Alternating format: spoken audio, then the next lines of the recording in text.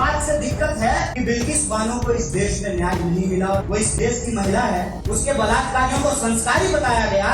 उस दिन हमारा सर सर से नीचे झुक गया, नंगे हुए। और इस देश में डॉक्टर मनमोहन सिंह देश की संसद में खड़ा होकर के इस देश के सिखों से माफी मांगा है। हिम्मत तो मोदी इस देश के मुसलमानों से माफी मांग करके दिखाए। चिकन का तो कोई जाति नहीं होता है ना, मलाई, अफगानी। कई बार तो होटल वाला अपने ही नाम से एक अलग चिकन शुरू कर दिया है, बिल्कुल नए धर्म की तरह। जब अभी पर आया डंडा जो मिल रहा था मांगने के लिए गया था नौकरी, ऊपर से मिल रहा था छोटा।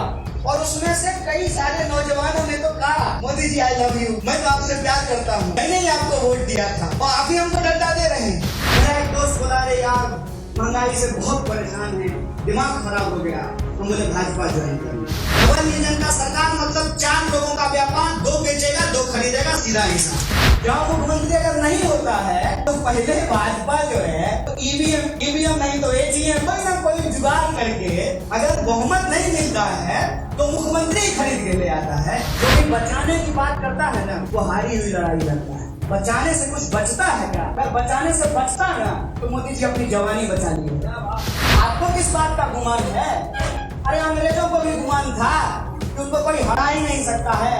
जब 200 साल की गुलामी से हम लोग जीत सकते हैं, इनको तभी 20 साल नहीं हुआ है साहब। जल्दी ही गडकरी देश के पहले अग्निवीर मंत्री होने वाले हैं। भाजपा रहेगी तो इस देश में बहुदलीय व्यवस्था ही नहीं रहेगा। तो जब आपका अस्तित्व ही नहीं रहेगा तो प्रधानमंत्री घंटा बनिएगा। राजनीतिक विचारधारा एक विचारधारा होती है। बिल्कुल साहब ने वो अभी कानपुर वाले साहब ने दिखाया कि तेजाब की एक बूंद डालिए कि एक बाल्टी डाल दीजिए, दूध फट जाएगा। कम्युनलिज्म, सांप्रदायिकता एक राजनीतिक विचारधारा है। या तो हम सांप्रदायिक हैं या हम सांप्रदायिक नहीं हैं। अगर हम सांप्रदायिक हैं तो फिर इस तरह का कोई भ्रम हमारे दिमाग में नहीं होना चाहिए।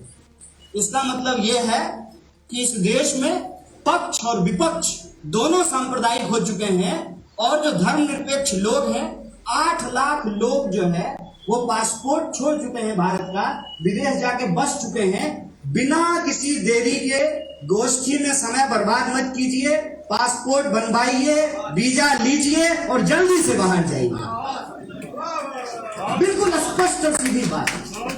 अगर हम सांप्रदायिक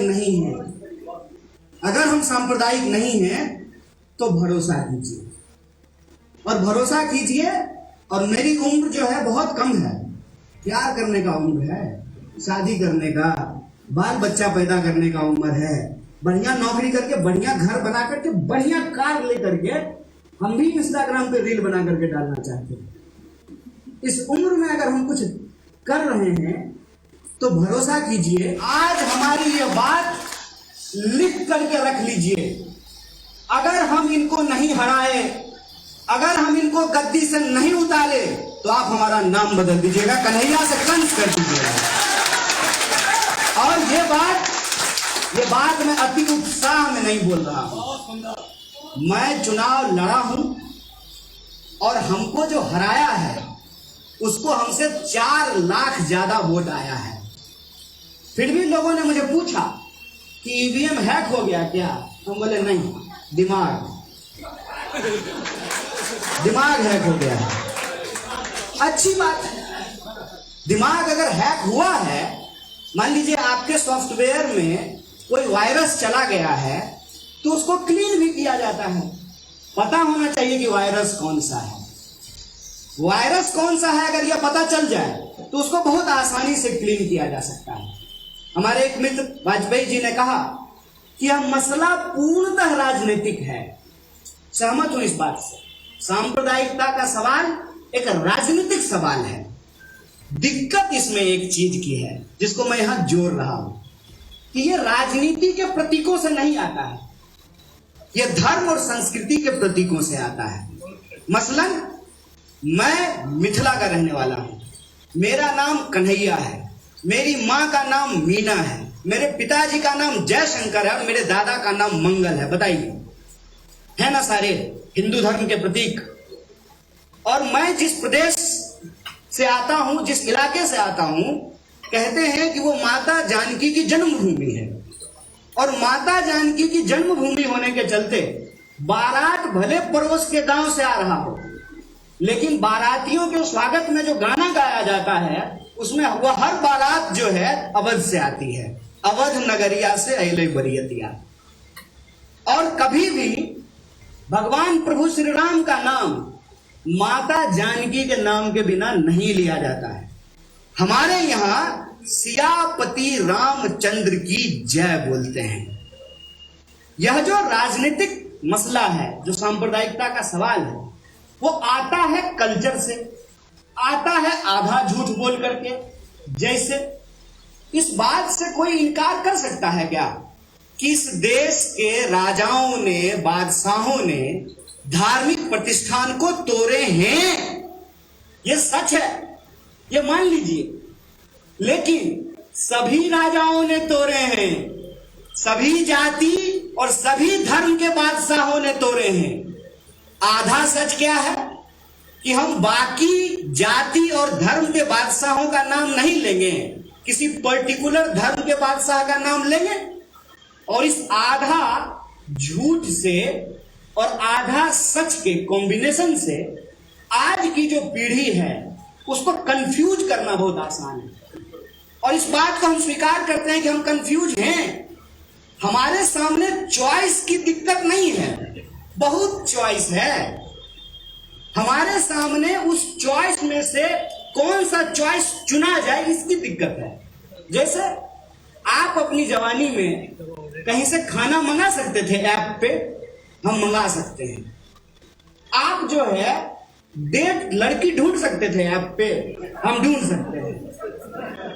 लड़की मिलती है ऐप पे और लड़की को लड़का मिलता है ऐप पे, और उस पे लिखा रहता है कि क्या चाहिए, प्यार मोहब्बत शादी की बस एवी, बकायदा क्लियर कट ऑप्शन होता है। तो आप कौन से दौर में जी रहे हैं उस दौर को समझना बहुत जरूरी है। हमारे सामने चॉइस का दिक्कत नहीं है, हम जोमेटो पे कंफ्यूज रहते हैं कि कौन सा चिकन खाएं। बताइए, चिकन का तो कोई जाति नहीं होता है ना, लेकिन चिकन का कई प्रकार होता है, मलाई, अफगानी, बटर, कढ़ाई, इतने नाम की पूछिए मत। कई बार तो होटल वाला अपने ही नाम से एक अलग चिकन शुरू कर दिया है, बिल्कुल नए धर्म की तरह। हमारे सामने चॉइस की दिक्कत नहीं है। जब अग्निपथ आया, डंडा जो मिल रहा था ना साहब, मांगने के लिए गया था नौकरी, ऊपर से मिल रहा था सोटा, डंडा दे सका सर, कोई नहीं देख रहा था। और उसमें से कई सारे नौजवानों ने तो कहा, Modi ji I love you, मैं तो आपसे प्यार करता हूं, मैंने ही आपको वोट दिया था और आप ही हमको डंडा दे रहे हैं। ये मसले हैं। इन मसलों पर हम एक स्पष्ट राजनीतिक विकल्प चाहते हैं, और उस पर अगर एक स्पष्ट राजनीतिक विकल्प मिल जाए तो मैं दावे से कहता हूं, हिंदू मुसलमान की एकता ना किसी राजनीतिक दल ने बनाई है, ना किसी राजनीतिक दल की कुवत है कि उसको समाप्त कर देगा। यह है संभव कि कोई हमको हमारे इतिहास से काट करके दिखा दे। जब गाना बजेगा कि मन तर्पत हरि दर्शन को आज हिंदू के मंदिरों में, तो उस गाना को लिखा एक मुसलमान है, उसका म्यूजिक एक मुसलमान ने दिया है, उसको गाया एक मुसलमान ने। जब हम तिरंगे को देखते हैं और हम कहते हैं, इसको समझिए, अगर सांस्कृतिक प्रतीक काफी होते तो आरएसएस को इस बार अपने ऑफिस पे तिरंगा नहीं फहराना पड़ता।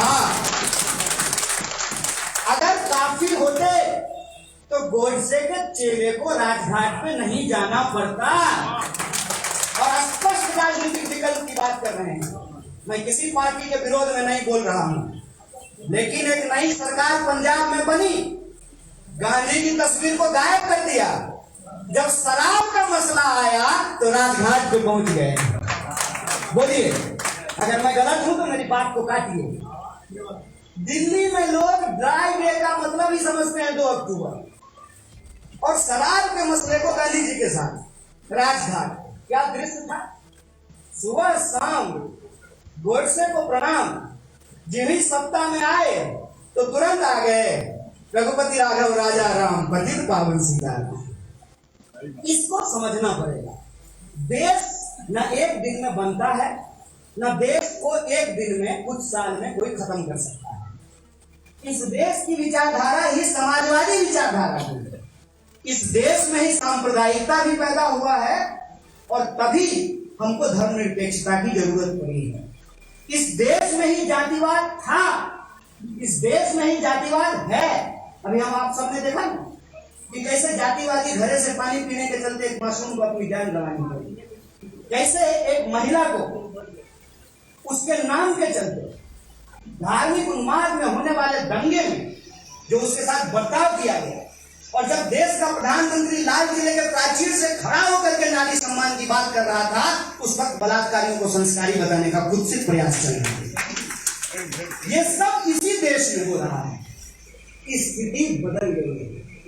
अगर स्थिति बदली है, बतौर पार्टी अगर इसको हम स्वीकार करने के लिए तैयार हैं, तो बतौर जनता आपको भी यह बात स्वीकार करनी पड़ेगी। या तो मान लीजिए कि इस देश में कोई समस्या ही नहीं है। मेरा एक दोस्त बोला, अरे यार महंगाई से बहुत परेशान है, दिमाग खराब हो गया। हम बोले भाजपा ज्वाइन कर ले। भाजपा ज्वाइन कर लोगे, महंगाई अच्छा लगने लगेगा। और खुद से अगर अच्छा नहीं लगेगा तो शाम को टीवी खोल लेना, पत्रकार तुमको महंगाई के सारे फायदे गिना देगा, सब कुछ बता देगा, बना बनाया नोट। जैसे हम लोग स्कूल में पढ़ते थे तो जो विद्यार्थी तैयारी नहीं करता था ना, उसके लिए गाइड मिलता था, कुंजी मिलता था, कुंजी पढ़ लीजिए, परीक्षा पास कर लीजिए। तो आपको बेवकूफ बनाए रखने के लिए करोड़ों रुपया खर्च किया जाता है साहब। आपको मैं बेवकूफ बनाना इतना आसान काम थोड़ी है। करोड़ों रुपया खर्च किया जाता है। महंगाई के फायदे पहली बार इस देश की टीवी मीडिया में समझाया जा रहा है। रुपया के गिरने के फायदे गिनाए जा रहे हैं, सरकारी संस्थानों के बिकने के फायदे गिनाए जा रहे हैं। ऐसा अजीबो गरीब आलम तो पहले देखा ही नहीं था। ये जो बदलाव हुआ है, इस बदलाव में आप तय कर लीजिए आप किस और हैं। भाजपा ने ये तय कर लिया है कि बीच का कोई रास्ता नहीं होता है। पास पढ़ते हम लोग हैं, अब फॉलो लगता है मोदी जी कर रहा है। कोई बीच का रास्ता नहीं है। बीच का रास्ता यहां तक नहीं है कि आप सोच लीजिए कि मोदी जी गडकरी को भी बर्दाश्त करने के लिए तैयार नहीं है। क्या नहीं किया? क्या नाम है आपके? इधर लखनऊ का ही है। नहीं, उधर जो आप दिखा रहे थे मंत्री थे, नहीं राजनाथ सिंह नहीं, वो तो हिंदू है। एक मुस्लिम मंत्री थे ना बीजेपी, मुख्तार अब्बास, लेकिन बेचारा का नामों नहीं याद आ रहा। क्या हुआ मुख्तार अब्बास नकवी का? क्या हुआ है अपने ही विरोधियों का? आप इस बात को समझिए। उन्होंने बीच का कोई रास्ता नहीं छोड़ा है। उन्होंने यह बात तय कर ली है, हम दो हमारे दो। डबल इंजन की सरकार बनेगी पूरे देश में। डबल इंजन का सरकार मतलब 4 लोगों का व्यापार, 2 बेचेगा 2 खरीदेगा, सीधा हिसाब। कितना साफ है। जो कोई उसके खिलाफ बोलेगा, छोड़ दीजिए, हम लोग तो कांग्रेसी हैं, भाजपा विरोधी हैं, भाजपाई भी नहीं बख्शे जाएंगे। ये बात आप जान लीजिए। ये जो आर पार की लड़ाई है, हमको भी अपना एक पोल चुनना पड़ेगा। और मैं ये नहीं बोल रहा हूं क्योंकि मैं ना मेरे यहाँ एक खेल होता है, बचपन में लोग खेलते हैं, कोना कोना कौन कोना सोतली पुतौ कोना। 4 कोना में बच्चे खड़े रहते हैं और उसमें एक चोर बनाता है, तो जाकर के पूछता है कोना कोना कौन कोना, कहता है वो कोना। कोना कोना कौन कोना, तो वो कोना। हम सपा बसपा आरजेडी जेडीयू आम आदमी पार्टी ये कोना कोना नहीं खेलना चाहते। हर किसी का अपना एक राजनीतिक इंटरेस्ट होता है, हर किसी की अपनी एक राजनीतिक समझदारी होती है। मैं ये दावा नहीं कर रहा हूं कि मेरी राजनीतिक समझदारी सबसे अच्छा है, लेकिन मैं जितना देख पा रहा हूं तो मैं ये देख पा रहा हूं, अगर इस बात में किसी की असहमति हो तो मैं मानने के लिए तैयार हूं। कांग्रेस के बिना इस देश में कोई निकम्मल विपक्ष नहीं बन सकता है, ये सच है। तो ऐसे नहीं चलेगा, आधे अधूरे मन से नहीं चलेगा कि जब पास आएंगे तो आई लव यू, जहां दूर जाएंगे कम्युनल है, राष्ट्रीय है, आधे अधूरे मन से नहीं होगा। तय कर लीजिए, आर पार की बात है। और जहां तक त्याग का सवाल है, मैं जिस नेतृत्व की बात कर रहा हूं उसके बारे में एक बात आप सब लोग समझ लीजिए कि अगर वो नेतृत्व इस देश के संवैधानिक मूल्यों से समझौता किया होता, दावे से बोल रहा हूं इस बात की, अगर वो नेतृत्व पूंजीपतियों के सामने पूरे तरीके से घुटने टेक दिया होता, अगर वो नेतृत्व इस देश की सांप्रदायिक शक्तियों से हाथ मिला लिया होता, तो मोदी जी की जरूरत इस देश को नहीं पड़ती। ये बात जान लीजिए कि हम विपक्ष में इसलिए हैं कि हमने राजनीति में दल से ऊपर विचार को और मूल्य को समझा है। हमको एक अभी साथी ने कहा कि छोड़ना मत यार, हमने साहब वो पथ क्या पति कुशलता क्या, जिस पथ में बिखरे सूर न हो, नाविक की धैर्य परीक्षा क्या, जब धाराएं प्रतिकूल न। जब लोग छोड़ के जा रहे हैं ना, तब हम आए हैं, क्योंकि हम जानते हैं और आपके टैक्स के पैसे से हम पीएचडी पढ़े हैं, पीएचडी ईमानदारी से किए हैं। स्मृति ईरानी की तरह झूठा डिग्री नहीं बनवाया है, मेरा डिग्री ओरिजिनल है, खून पसीना एक करके पढ़ाई किए हैं। इसीलिए मेरी पढ़ाई आपका नमक ये हमको बताता और ये समझाता है कि ये देर जरूर हो रही है, विलंब जरूर हो रहा है, हमारा रास्ता सही, हम मंजिल जरूर पाएंगे, इस बात को याद रखिए। और जहां तक देश का सवाल है, मैं आपको बता दूं, सच में मैं जो है आलोक जी की बात से यहां सहमत हूं कि भले वो हमारे सांस्कृतिक प्रतीकों का इस्तेमाल करके एक राजनीतिक एजेंडा चला रहे हैं, लेकिन आज भी हर मुसलमान सांप्रदायिक नहीं है और हर हिंदू सांप्रदायिक नहीं हुआ है। अगर ऐसा हो गया होता तो ये गोष्ठी ना लखनऊ में नहीं हो रहा होता, तिहाड़ जेल में हो रहा है। और जो लोग तिहाड़ जेल में बैठे हुए हैं, मैं ये बात नहीं यहां जोड़ दूं, जो लोग तिहाड़ जेल में बैठे हुए हैं वो भी इस उम्मीद में बैठे हुए हैं कि हम जो बाहर के लोग हैं ना, अपना तू मैं छोड़ करके एक साथ मिलकर के इस लड़ाई को आगे बढ़ाने का प्रयास करें। और जब हम एक साथ मिलने की बात करते हैं तो कुछ बात बिल्कुल सीधी है। देखिए, प्रधानमंत्री तो कोई एक ही आदमी बनेगा ना, मुख्यमंत्री भी कोई एक आदमी बनेगा, एमपी 545 बनेगा, और हर राज्य की अपनी असेंबली का फिक्स सीट है, तो सब सीट पे तो कोई ना कोई बैठा हुआ ही है ना। अगर आपको लगता है कि राजनीति मुख्यमंत्री और प्रधानमंत्री के लिए करनी है सिर्फ, तब तो कोई वैकेंसी नहीं है, खाली ही नहीं है। कोई राज्य ऐसा है जहां मुख्यमंत्री नहीं है। जहां मुख्यमंत्री अगर नहीं होता है तो पहले भाजपा जो है वो ईवीएम नहीं तो एटीएम, कोई ना कोई जुगाड़ करके, अगर बहुमत नहीं मिलता है तो मुख्यमंत्री खरीद के ले आता है। सवाल क्या है? सवाल यह है कि इससे आपको तकलीफ हो रही है कि नहीं हो रही है। अगर तकलीफ नहीं हो रही है तो बम कीजिए, क्या दिक्कत है, क्यों परेशान हो रहे हैं? बढ़िया जो है खाइए, बढ़िया मिठाई, बढ़िया कबाब, घूमिए जो है भूल भुलैया इमामबाड़ा, क्यों परेशान हो रहे हैं? अगर तकलीफ हो रही है, अगर आपको इस बात से दिक्कत है कि बिल्किस बानो को इस देश में न्याय नहीं मिला, और क्यों नहीं मिला, वो इस देश की महिला है, इस देश की नागरिक है, उसके बलात्कारियों को संस्कारी बताया गया, उस दिन हमारा सर सर्व से नीचे झुक गया। अगर आपका सर सर्व से नीचे झुकता है, अगर आपको इस बात से तकलीफ होती है कि आपके ही उम्र का बच्चा, आपके बच्चे की जितनी उम्र है उसी उम्र के बच्चे सच बोलने की गुनाह में जेलों में बंद है, 2-2 साल 3-3 साल से जेल में है।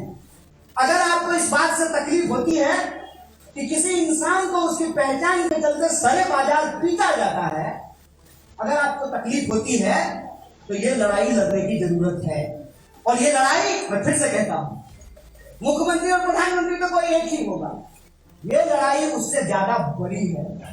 ये लड़ाई अपने उस इतिहास को पुनर्स्थापित करने की है कि देख भाई, ये भारत है। भारत की पौराणिक कथाओं से लेकर के भारत के ऐतिहासिक तथ्यों तक अगर हम बात करें तो हिरण्यकश्यप के खिलाफ उसका ही बेटा भक्त प्रहलाद खड़ा हो गया। तैमूर लंक अपने घोड़े पे खड़ा था, तलवार लेकर के लूट रहा था, उसके सामने एक बच्चा बलकरन चाकू लेकर के खड़ा हो गया। इस देश के इतिहास में हमने देखा है, श्रीमती गांधी से भी बड़ा किसी का रुतबा होगा। श्रीमती गांधी को एक चप्पल नहीं पहनने वाला आदमी चुनाव हरा दिया था। मैं सिर्फ आपको वही बात याद करा रहा हूं कि आपने हमारी गलतियों पर हमसे हिसाब मांगा और हमारा हिसाब किताब किया। आज भी आपके सामने उससे ज्यादा बड़ी गलती हो रही है, तो मैं आपसे अपील करना चाहता हूं, ईमान की बात है, अपने कलेजे पे हाथ रखिए। गलती अगर उससे बड़ी है तो उससे बड़ी सजा इसको देने की तैयारी कीजिए। मैं ये आपसे कहना चाहता हूं, दंगे हुए स्वीकार करता हूं। और इस देश में डॉक्टर मनमोहन सिंह देश की संसद में खड़ा होकर के इस देश के सिखों से माफी मांगा और कहा कि ये गलत हुआ है। हिम्मत तो मोदी इस देश के मुसलमानों से माफी मांग करके दिखाए। दूध और दूध बराबर 4 राजनीति में नहीं होता है। आपको लगता है कि जो घटना राजस्थान में हुई वो घटना अगर उत्तर प्रदेश में होता तो इस देश की मीडिया ऐसे ही बात करती। और उस प्रदेश के मुख्यमंत्री की बात सुने हैं? कोई कांग्रेसी आपको मिला है जो बलात्कारी के पक्ष में तिरंगा झंडा लेकर के रैली निकाल रहा हो?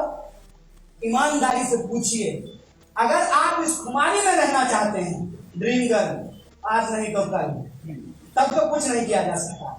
अगर आप सच्चाई का सामना करना चाहते हैं तो सच्चाई यह है कि आज हमारे ऊपर कितना भी जुल्म किया जाए, लेकिन हमको इस बात का गर्व है कि ना हमारे नेता को खरीद सकता है, ना हमारे नेता को डरा सकता है।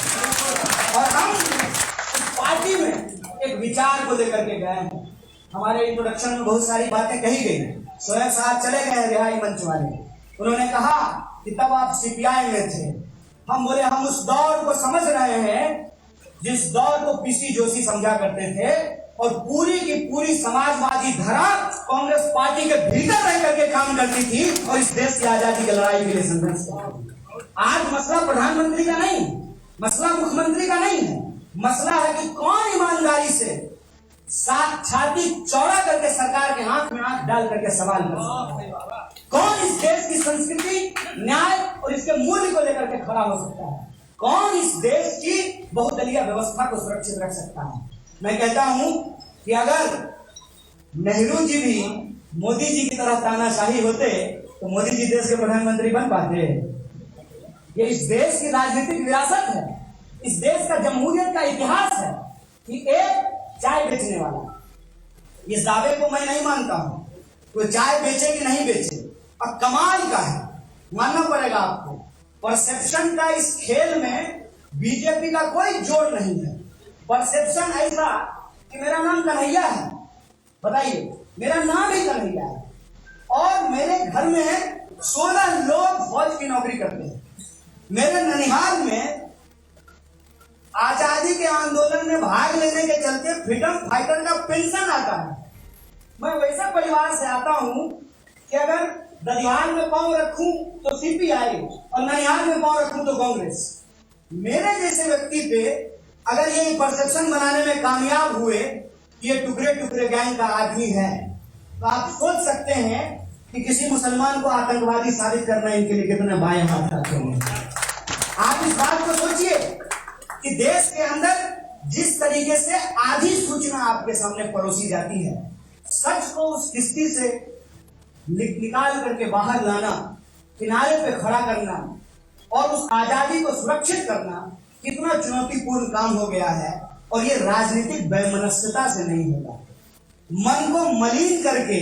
और देखिए ना, एक जो है, एक मतलब विपक्षी दल का ही एक कार्यकर्ता कह रहा था कि गुलाम नबी आजाद साहब जो है इसीलिए उनको तवज्जो नहीं दिया गया क्योंकि वो मुसलमान है। बताइए, मेरी उम्र इतनी नहीं है जितनी वो राजनीति में दे चुके हैं।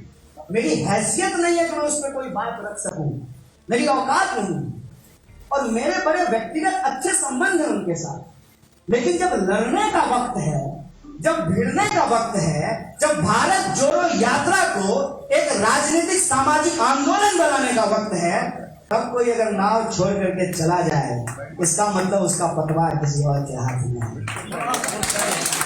मैं कहता हूं ये मैं अपील कर रहा हूं, हमारी पार्टी अपील कर रही है कि भारत जोड़ो यात्रा हम कांग्रेस के बैनर तले नहीं कर रहे हैं साहब, कांग्रेस का झंडा लेकर के नहीं कर रहे हैं। हम देश के तिरंगे की शान को झुकने नहीं देना चाहते हैं।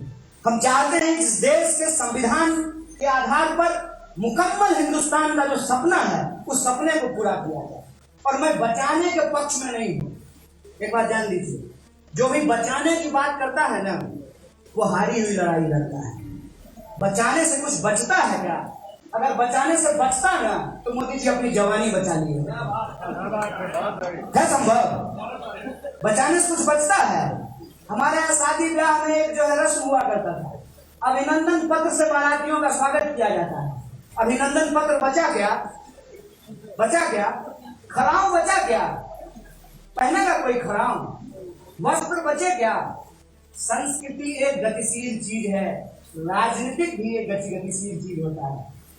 देश भी अपने आप में गतिशील चीज है। बचाने से नहीं बचता है, बनाने से जरूर बनता है। क्या बात तय कर लीजिए। इसीलिए मैंने ये सेव वेव वाले कैंपेन में नहीं जाता हूं। क्या सेव करना? टाइगर है क्या? Save the tiger, save the lion, save the constitution, save the country. अरे who are you? Who are you? कहते हैं साहब ज्ञानी साहब लिख करके गए हैं कि हमसे भी बेहतर कहने वाले आएंगे और आपसे भी बेहतर सुनने वाले आएंगे। आपको किस बात का गुमान है? अरे अंग्रेजों को भी गुमान था कि उनको कोई हरा ही नहीं सकता है। जब 200 साल की गुलामी से हम लोग जीत सकते हैं तो इनको कभी 20 साल नहीं हुआ है साहब। किस बात का गुमान लेकर के ये चल रहे हैं? मैं कहता हूं कि अपने अपने हिस्से की लड़ाई लड़ी जाए और देश बनाने के लिए लड़ा जाए। कोई अगर बिस्मिल बनने के लिए तैयार है तो किसी को अशफाकुल्लाह खान भी बनना पड़ेगा। कोई अगर भगत सिंह बनने के लिए तैयार है तो किसी को चंद्रशेखर आजाद भी बनना पड़ेगा। कोई अगर जेल में बंद है तो किसी को सड़क पे निकल करके भी लोगों के हकूक की बात करनी पड़ेगी। और जहां तक राजनीतिक परिवर्तन का सवाल है, राजनीतिक परिवर्तन महज सत्ता परिवर्तन का प्रश्न नहीं होता है। राजनीतिक परिवर्तन का प्रश्न यह है कि मैं जिस पृष्ठभूमि से आता हूं मुझे प्रधानमंत्री का फैन होना चाहिए। पता है क्यों? प्रधानमंत्री कहते हैं कि मेरी माँ बर्तन मांजती थी, प्रधानमंत्री कहते हैं मेरे पिताजी चाय बेचते थे, प्रधानमंत्री कहते हैं कि मैं गरीब का बेटा हूं। तो मेरी माँ आंगनबाड़ी में काम करती है, मेरे घर की कुल आमदनी 3000 रुपए है। तो मुझे तो नरेंद्र मोदी के साथ होना चाहिए ना। मैं राहुल गांधी के साथ क्यों खड़ा हूं? मैं राहुल गांधी के साथ इसलिए तो नहीं खड़ा हूं कि उनके जो है घर में जो है 3 प्राइम मिनिस्टर हुए। मैं उस व्यक्ति के नहीं उस विचार के साथ खड़ा हूं। और विचार क्या है? विचार यह है कि आज देश के भीतर जो लूट खसोट चल रही है, इस लूट खसोट के खिलाफ हम तमाम लोगों को एकजुट होने की जरूरत है। और ये एकजुटता मैं तमाम लोगों से कह रहा हूं, यह एकजुटता इस आधार पे बन सकती है। देखिए, पति पत्नी के बीच में भी ना सारी बातों पे सहमति नहीं होती है। मैंने आपको कहा कि आपका बच्चा ही आपकी सारी बात को नहीं मानता है। हम तो फिर भी राजनीतिक दल हैं, सारी बात पे सहमति नहीं हो सकती है। एक बात पे सहमति हो सकती है, अगर हम मिनिमम अंडरस्टैंडिंग पे मैक्सिमम यूनिटी बनाने का अगर प्रयास करें तो। मिनिमम अंडरस्टैंडिंग पे मैक्सिमम यूनिटी कैसे बनती है? कोई भी मानेगा। भाजपा को छोड़ करके किसी दल से पूछ लीजिए और बताइए ईडी का चॉकलेट कैसा लगा, सीबीआई का इंजेक्शन बढ़िया लगा कि नहीं लगा? हमारे यहाँ जब ईडी आया तो आप बोले कांग्रेस चोर है। आप बताइए क्या हालचाल है? सीबीआई बढ़िया लग रहा है? बोलिए। राजनीतिक संस्कृति का प्रश्न है ना, और राजनीतिक संस्कृति पे बात कीजिए। आज इस देश के भीतर कोई भी व्यक्ति, मैं तो कहता हूं भाजपाई, जल्दी ही गडकरी देश के पहले अग्निवीर मंत्री होने वाले हैं। कोई भी भाजपाई भी अगर इस दो के खिलाफ बोलेगा ना, चाचा भतीजा के खिलाफ, प्रधानमंत्री खड़ा होकर के परिवारवाद का भाषण देते हैं। मेरे आंखों के सामने खूबसूरत सा जय शाह का चेहरा सुंदर मुस्कुराता हुआ घूमने लगता है। क्या काबिलियत है उसकी? क्या क्या काबिलियत है उसकी। किसी भी बात पे एक चीज की अगर डिलीवरी हो गई हो, उस पर अगर सरकार अपनी पीठ थपथपाए तो हमको मानने में कोई दिक्कत नहीं है। सरकार ने एक भी चीज की डिलीवरी नहीं की है, और कोई भी अगर उस पर सवाल खड़ा करेगा तो सीधे तौर पे उसको हिंदू विरोधी, सेना विरोधी, देश विरोधी, एंटी नेशनल, अर्बन नक्सल और टुकड़े टुकड़े गैंग का बोला जाएगा। अरे हमको तो छोड़िए, चुने हुए मुख्यमंत्री को भी अर्बन नक्सल बोला जाता है। ये मेरी और तुम्हारे की बात नहीं है। आज हमारी बारी है, कल तुम्हारी बारी है। भाजपा से यानी किसी के लिए अच्छी नहीं है। आज मेरी बारी है, कल तुम्हारी बारी है। यह लड़ाई देश के निर्माण का है, और देश का निर्माण ऐसा कि हेलीकॉप्टर और ट्रैक्टर का वोट जैसे बराबर होता है ना। किसान हो या अमीर हो, मोटा हो या पतला हो, हिंदू हो या मुसलमान हो, संविधान ने हमको बराबरी का वोट दिया है। शकील साहब एमएलए हैं, एक वोट ना आपका भी। हम एमएलए नहीं है, मेरा भी एक वोट है। बोलिए बराबर है कि नहीं है? ऐसा देश का निर्माण करना है। और देश के भीतर जो लोकतांत्रिक प्रक्रिया आई है, आप तमाम सुधीजनों से आखिरी अपील के साथ अपनी बात खत्म करूंगा। उस लोकतांत्रिक प्रक्रिया को सम्मान देने की जरूरत है। और वो लोकतांत्रिक प्रक्रिया ये है कि आज कोई भी व्यक्ति किसी भी व्यक्ति का बात ऐसे ही मानने को तैयार नहीं है। अगर इस बात को आप समझना चाहते हैं तो आप यूं समझ लीजिए कि आपका बच्चा ही आपकी बात मानने के लिए तैयार नहीं है। तो वो क्या सोचता है, कैसे सोचता है, उस बात का मूल्यांकन करना। और मैं ये बार बार बात कहता हूं कि आप बात कीजिए। अगर हिंदू मुसलमान एक समस्या है तो बात कीजिए, लेकिन उसका शब्दावली नया होना चाहिए। और मुझे मेरा मानना है कि इस बात की शुरुआत ऐसे नहीं होना चाहिए, हिंदू मुसलमान एकता। मैं कहता हूं कि इसको ऐसे कहना चाहिए कि देश की एकता, इंसानियत की एकता। इसको इस रूप में बोलने की जरूरत है। अगर हम ब्राह्मण होंगे ना तो कोई गैर ब्राह्मण भी होगा, अगर हम हिंदू होंगे कोई मुसलमान भी होगा, अगर कोई मुसलमान होगा तो कोई हिंदू भी होगा। और यह बात मैं इसलिए बोल रहा हूं कि आज के डेट में वर्तमान की समस्याओं को उलझाने के लिए इतिहास का कवर खोदा जाता है। अगर आप भविष्य को सुरक्षित रखना चाहते हैं तो वर्तमान की बारीकियों को समझना बहुत जरूरी है। और वर्तमान की नजाकत यह है कि आज तमाम तरह के राजनीतिक विरोध का सम्मान करते हुए एक राजनीतिक एकता सुनिश्चित होनी चाहिए। और बिहार ने एक संदेश दिया है, बिहार ने एक संदेश दिया है कि हम अपने राजनीतिक विरोध को अगर अपने अल्टीमेट राजनीतिक विरोधी के कॉन्टेक्स्ट में देखें तो नीतीश जी और तेजस्वी की लड़ाई उतनी बड़ी नहीं है जितनी बड़ी लड़ाई आज बीजेपी के सामने दूसरे दलों की हो गई है। क्यों? क्योंकि अगर भाजपा रहेगी तो इस देश में बहुदलीय व्यवस्था ही नहीं रहेगा। तो जब आपका अस्तित्व ही नहीं रहेगा तो प्रधानमंत्री घंटा बनिएगा, मुख्यमंत्री का बनिएगा, तबला। इसको समझिए। तो राजनीतिक संस्कृति का होना, राजनीतिक प्रक्रियाओं का होना, राजनीतिक संस्थाओं का होना, संवैधानिक मूल्यों का होना और जमहूरियत की आत्मा को जिंदा रखना जरूरी है।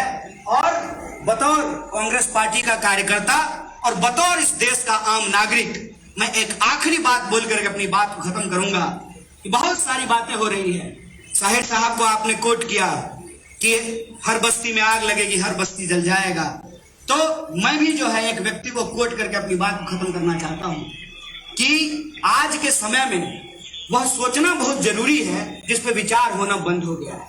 और वो ये है कि सिर्फ वही लोग दोषी नहीं हैं जो गलत कर रहे हैं, दोषी वो भी हैं जो गलत सह रहे हैं या अपने आंख के ऊपर चश्मा लगा लिए हैं। दिनकर जी ने कहा है कि समर शेष है नहीं पाप का, भागी केवल व्याघ्र, जो तटस्थ है समय लिखेगा उनका भी अपराध।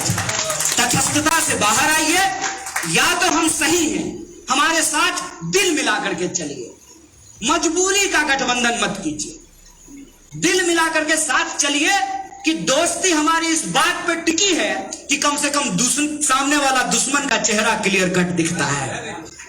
हम कहते हैं कि ये दुश्मन चुनने का वक्त है, दोस्त अपने आप हमको मिल जाएंगे। अगर हम भाजपा के खिलाफ नहीं होते तो आप सब हमको सुनने के लिए आते क्या? तो हमने ये तय किया है कि हमको किसके विरोध में खड़ा होना है, किसके साथ खड़ा होना है, अपने आप तय हो जाता है। और इस देश में कांग्रेस पार्टी इस देश की सबसे महत्वपूर्ण विपक्षी पार्टी होने के नाते अपने भीतर सब तरह का बदलाव करने के लिए तैयार है। हम सड़कों पे उतरने के लिए तैयार हैं। आप भी अपना दिल बड़ा कीजिए, कदम से कदम मिलाइए, भारत को जोड़िए, नया भारत का सचमुच का निर्माण करेंगे। बहुत बहुत शुक्रिया, बहुत बहुत धन्यवाद।